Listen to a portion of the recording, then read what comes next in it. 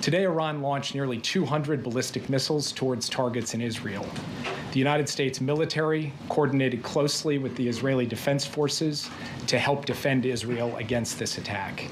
U.S. naval destroyers joined Israeli air defense units in firing interceptors to shoot down inbound missiles.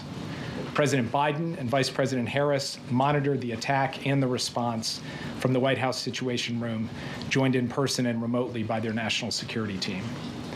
We are still working with the IDF and the authorities in Israel to assess the impact of the attack.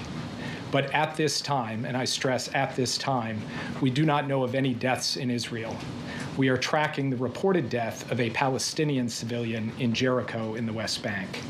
We do not know of any damage to aircraft or strategic military assets in Israel. In short, based on what we know at this point, this attack appears to have been defeated and ineffective. This was first and foremost the result of the professionalism of the IDF, but in no small part because of the skilled work of the U.S. military and meticulous joint planning in anticipation of the attack. We are also aware of reports of a terrorist attack in Jaffa that took the lives of a number of Israeli civilians and wounded several others today. Our condolences go out to the families of the victims and to the family of the Palestinian civilian in Jericho. Obviously, my update here is based on early reports, and we reserve the right to amend and adjust as necessary as we gather more information. The word fog of war was invented for a situation like this. This is a fluid situation. We will consult with the Israelis on next steps in terms of the response and how to deal with what Iran has just done, and we will continue to monitor for further threats and attacks from Iran and its proxies. We are particularly focused on protecting U.S. service members in the region. And with that, I'll take just a few questions. Yeah. Thanks, Jake. Is the administration making any preparations to evacuate U.S. citizens from Lebanon or elsewhere in the region? We have been very clear for some time now that U.S. citizens should avail themselves of commercial means to depart Lebanon, given everything that's going on.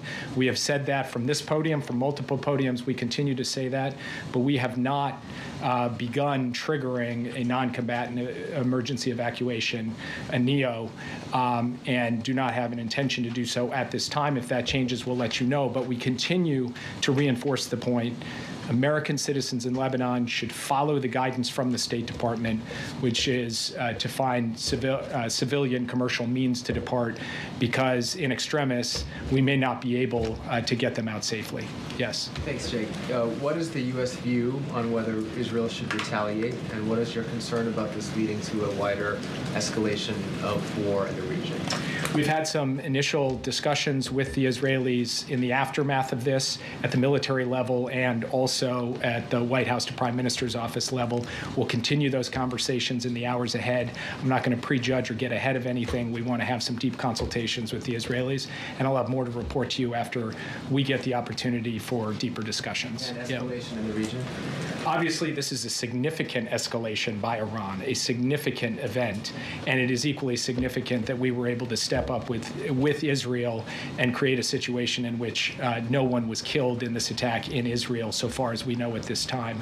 We are now going to look at what the appropriate next steps are to secure first and foremost American interests and then to promote stability to the maximum extent possible as we go forward.